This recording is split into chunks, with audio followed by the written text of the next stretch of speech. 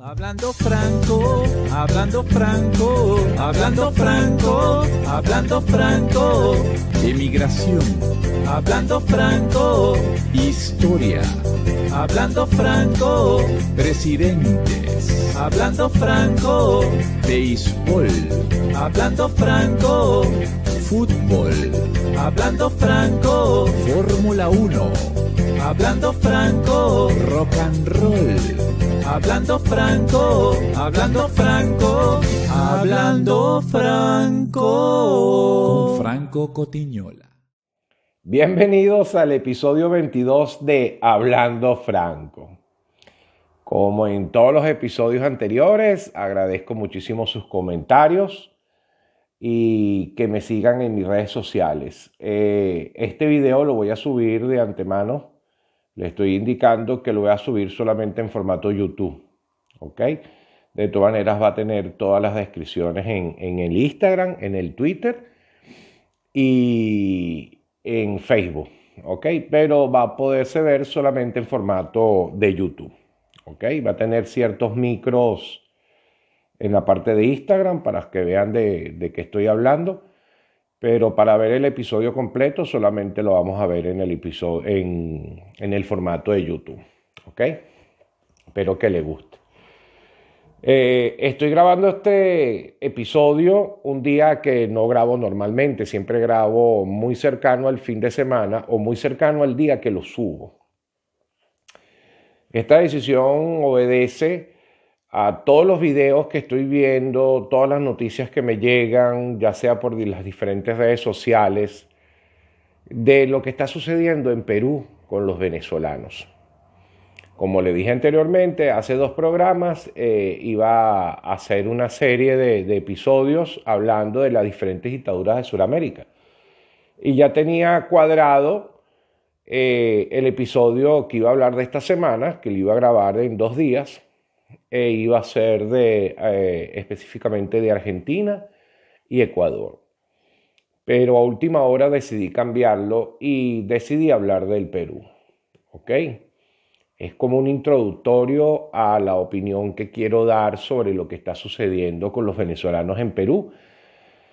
Y no solamente lo que está sucediendo en modo presente, lo que he tenido que leer, las diferentes opiniones de tantas cosas que he tenido que leer, que se los voy a decir en el transcurso del programa. Pero vamos a empezar, como lo dije en el episodio anterior, vamos a comenzar por el principio, ¿no? Perú, otro país de Sudamérica, donde opera la Operación Cóndor, donde había un presidente elegido democráticamente llamado Fernando Belán. Y en el año 68, debido a una cantidad de problemas que viene pasando por Perú, pero específicamente uno es el que hace detonar que el pueblo rechace enormemente a ese presidente, que es un conflicto con la empresa que explotaba el petróleo en Perú, la International Petroleum Company, que decide de último momento no cancelar los derechos que tenía que haber cancelado al Perú por la extracción del petróleo.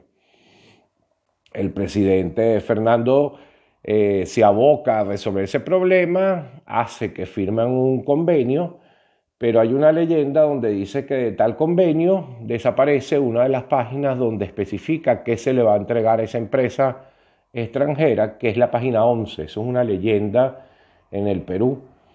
Bueno, y por supuesto llega el jefe militar más importante puesto por el presidente Fernando Belén y le da un golpe de Estado en el año 68. Nada más y nada menos que Juan Velasco Alvarado toma el poder del Perú mediante un golpe de Estado, un gobierno de facto, siempre con las mismas excusas de todos los gobiernos dictatoriales, especialmente bajo régimen militares, para volver a poner el país en orden, para eliminar toda la oligarquía que presionaba el Perú.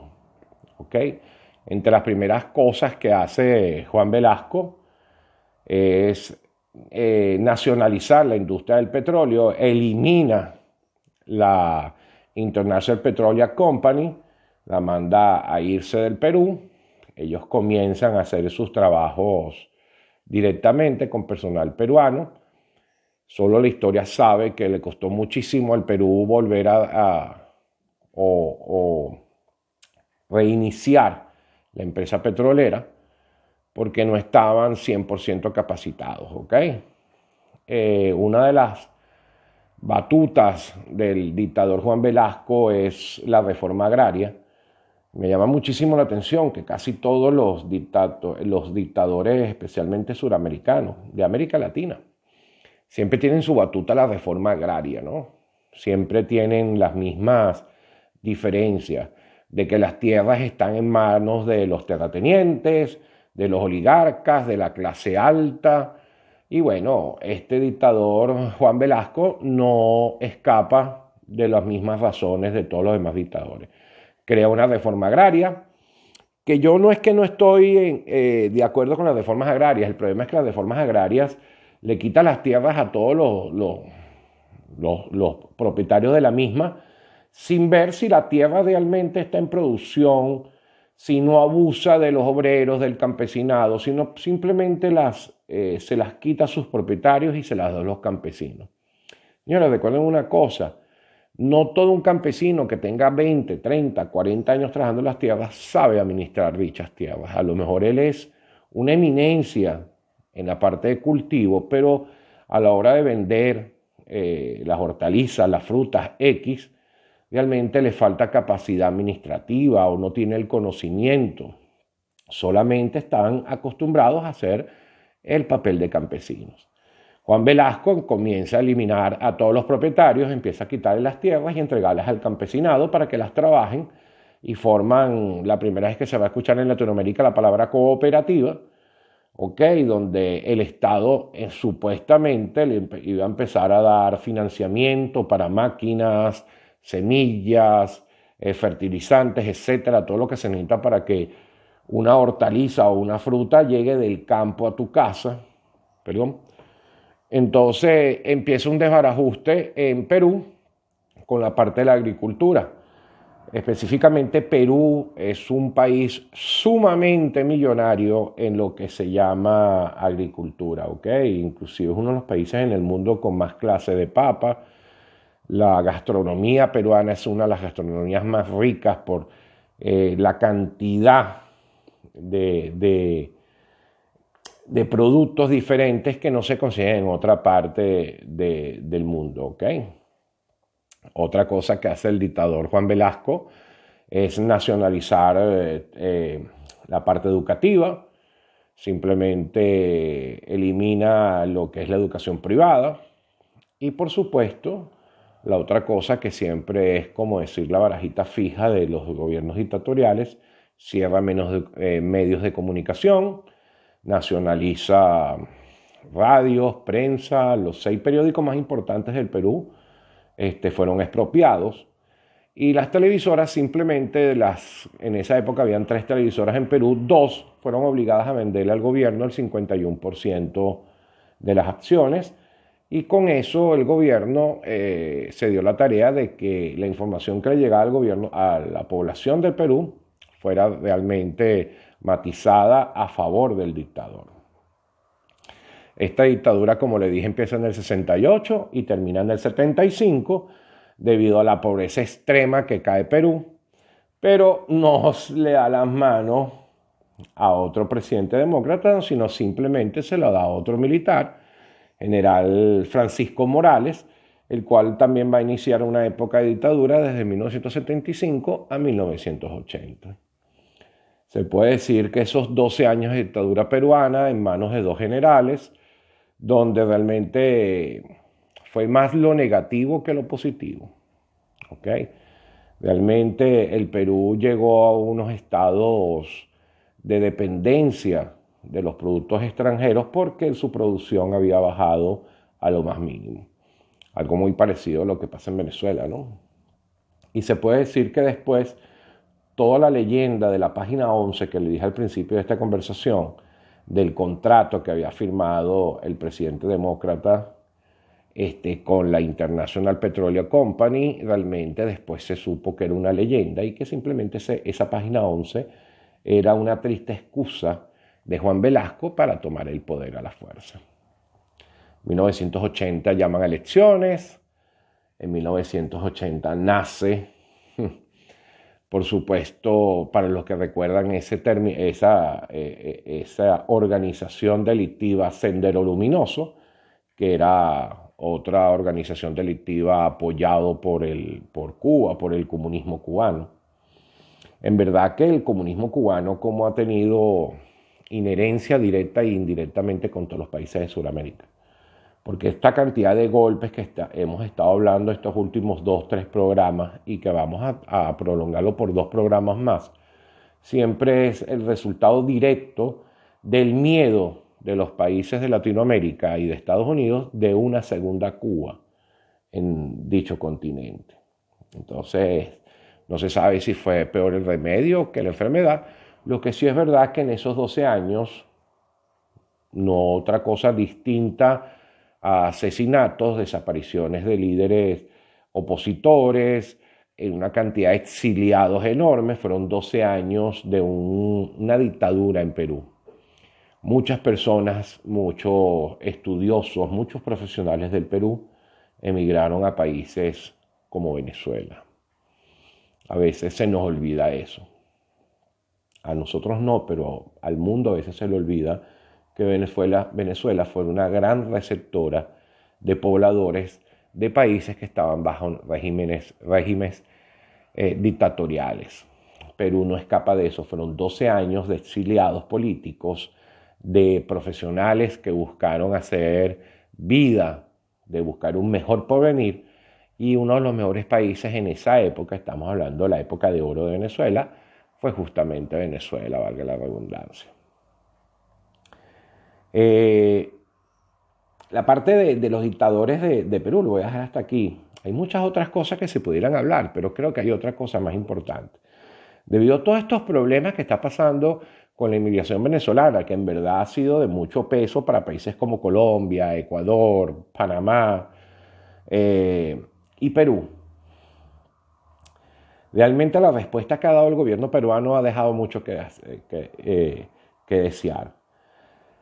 Y aparte de eso, se ha venido una ola de información con respecto a los peruanos en rechazo a los venezolanos. Yo puedo entender las razones de que muchísimos venezolanos, pero no son todos, es que yo creo que no llega ni siquiera un 2% por cifras oficiales, que han ido al Perú, han ido a fastidiar, han ido a cometer actos delictivos. Entonces, realmente veo con mucha preocupación que en verdad que están metiendo todos los venezolanos en el mismo saco. Aparte de todo eso, que eso no vale la pena más echarle gasolina al fuego, ¿no? Porque no quiero hablar de eso en verdad, aunque obligatoriamente siempre lo tengo que nombrar, porque en verdad que me da un dolor muy grande que paisanos míos, conocidos míos, que están en Perú y que están haciendo un buen trabajo, que fueron gente honesta, están siendo tildados de malandros y de ladrones y están siendo vejados, maltratados, ofendidos y posiblemente maltratados físicamente, ¿ok? Pero hay una cosa que me preocupa más, que estoy leyendo con mucha preocupación. Estoy repitiendo mucho esa palabra preocupación, pero estoy leyendo muy repetitivo que muchos estudiantes peruanos, muchos historiadores peruanos han llegado al punto de decir que Bolívar no fue su libertador. Inclusive he leído de que Bolívar simplemente fue un dictador y que el aspecto que le hizo a Perú fue negativo. Ellos reconocen más a San Martín como su héroe independentista. Y voy a decir muy por encimita, porque estos programas en verdad, yo siempre la idea mía era hacer algo gracioso de la historia, pero es que hay temas que uno no puede reírse de esos. Y este es uno de ellos. Entonces quiero hacer un muy, pero muy breve recuento de quién fue San Martín, de qué fue Simón Bolívar para el Perú. San Martín, cómo no, fue el primero que proclamó la independencia del Perú, por allá por 1812, realmente el 12 de junio. 1812. Pero proclamó la independencia y todavía los españoles estaban en Perú. ¿Ok? El que viene a luchar, el que viene con su caballeriza, el que viene con sus soldados a hacer las batallas más importantes del Perú, que son la batalla de Junín y la batalla de Ayacucho. La batalla de Ayacucho se puede decir que es la que pone fin al ejército realista, al ejército español, para que huyera del Perú y dejara al Perú libre. Es en manos de la estrategia de Simón Bolívar, conjuntamente con el mariscal Ayacucho, ¿ok? Héroe para Perú, así como héroe para Ecuador. Entonces me molesta muchísimo que hoy por hoy no lo reconozcan. Inclusive he leído muchísimo de que Perú no se considera un país bolivariano porque ellos no fueron independizados por Bolívar. Fueron independizados por San Martín. Señores, San Martín, cómo no, el himno es de San Martín, la primera bandera, que después fue modificada por completo, y la actual, se puede decir la más cercana a la que llevó Simón Bolívar, fueron de San Martín. San Martín inicia un congreso, la idea de San Martín era crear una monarquía en Perú, porque por palabras de San Martín decía que el Perú, o los peruanos, y no quiero ofender nunca a los peruanos, por el amor de Dios, tengo muchos amigos peruanos, vuelvo y repito, pero según palabras de San Martín, en pocos escritos que dejó, es que el peruano no tenía la capacidad de respetar a un presidente. En años subsiguientes, en muchos años después, veremos que la historia se repitió muchísimo, ¿no? Entonces, San Martín quería una especie de monarquía presidencialista para el Perú. Por supuesto, el Congreso del Perú, nombrado también por San Martín, le da la vuelta a San Martín, le da la espalda, lo traiciona. San Martín debe volverse a Argentina. Se devuelve primero a Chile, después a Argentina, y el Perú nombra a su primer presidente, el cual es derrocado inmediatamente por otro congresista, y es cuando deciden llamar a Bolívar, porque los españoles iban a volver a dominar a Perú por completo. Llega Bolívar con su estrategia, hace, como le dije anteriormente, la batalla de Junín, la batalla de Ayacucho. Discúlpenme los historiadores, que estoy mateando la historia, pero más o menos en bases principales es eso. Y es cuando bajo esos preceptos, bajo esas batallas de Junín y Ayacucho, es cuando liberan por completo al Perú. No obstante a eso, Bolívar tenía en verdad esa idea de hacer la Gran Colombia, de unir todos esos países, y lo que hace es proponer una constitución, o legisla una constitución, donde él se nombra presidente vitalicio del Perú.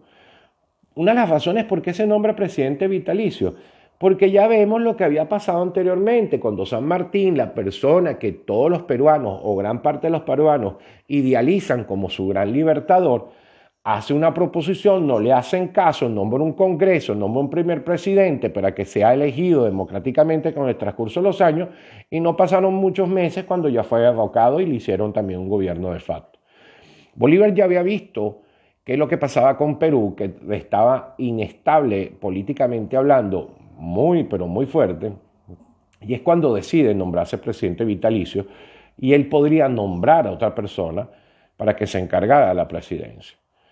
Apenas están de acuerdo con Perú, le hacen todos los honores cuando llega Simón Bolívar como el gran libertador, pero apenas va para el norte, que es a la Gran Colombia, sube otra vez a la Gran Colombia, le dan una puñalada por la espalda, obvian la constitución de Bolívar, nombran a su presidente, bueno, y asimismo el Perú le paga a Bolívar, aunque los libros de historia en efecto dice que Bolívar le cobró $1 millón al gobierno de Perú por todo el gasto de la guerra. Ahí se lo pagaron, en efecto, muchos años después fueron cancelados, en 1828, si mal no me equivoco, fueron cancelados ese $1 millón. Pero el sacrificio y el peligro que corrió Bolívar y Ayacucho nunca fueron reconocidos. Y a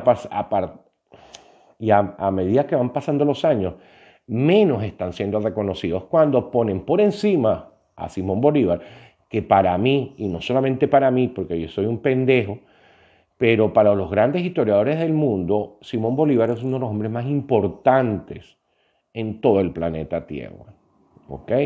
Está por encima de muchísimos militares Y en verdad, siempre va a ser un orgullo para una persona como yo haber sido, o no haber sido, todavía, o sea, por supuesto, tener como figura independentista a un hombre como Simón Bolívar.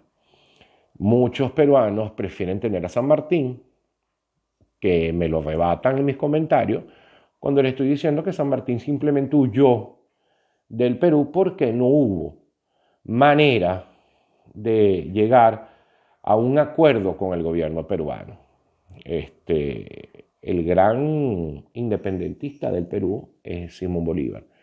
Y como ese problema de la historia se está unando al problema que están presentando Perú con esa cantidad avasallante de venezolanos, inclusive queremos cambiar la historia, pero la historia no se puede cambiar.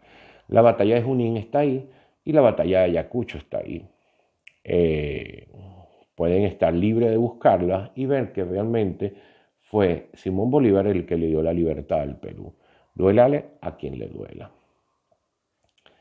Hasta aquí el episodio de hoy, episodio totalmente extraño. Inclusive lo estoy grabando en un sitio que normalmente no grabo. Estoy en la cocina de mi casa. Pero es que leyendo en Instagram muchos comentarios, realmente decidí hacer ese programa así de una vez. Y tardé más tiempo hablando de San Martín y de Simón Bolívar que hablando de Juan Velasco Alvarado como el gran dictador y después Francisco Morales como el segundo, los dictadores del año 68 al 80. Hice una breve mención a que a raíz de 1980 nace Sendero Luminoso, que es una especie de organización delictiva apoyado por el gobierno cubano. Hoy por hoy todos sus jefes están tras las rejas, pero estuvieron siendo una organización terrorista en Perú por más de 12 años. También esa organización delictiva, ese terrorismo, hizo que muchos peruanos emigraran a países de Sudamérica y su primer destino era Venezuela. No olvidemos nunca de eso. Gracias por seguirme en mis redes sociales. Episodio totalmente diferente a todos, ¿no? Pero bueno, gracias por seguirme y hasta aquí el episodio de 22 y hoy más que nunca, Venezuela, te quiero libre. Venezolanos, cuídense mucho donde estén. Los venezolanos que nos han obligado a un exilio voluntario tienen que cuidarse mucho. Y si es posible, salgan de los países donde no nos tomen en cuenta. Yo sé que es difícil este consejo, pero tienen que cuidarse por encima de las cosas. En verdad las noticias no son nada agradables, especialmente con Perú, donde el gobierno ha tomado eso mucho a la ligera y las redes sociales han sido gasolina para esa fogata. Muy triste, no quisiera estar en el pellejo de ninguno de esos venezolanos que hoy por hoy está en Perú, ¿ok? Bueno, estamos con ustedes. Como lo dije anteriormente, Venezuela, te quiero libre. Y venezolanos, cuídense mucho. Hasta luego.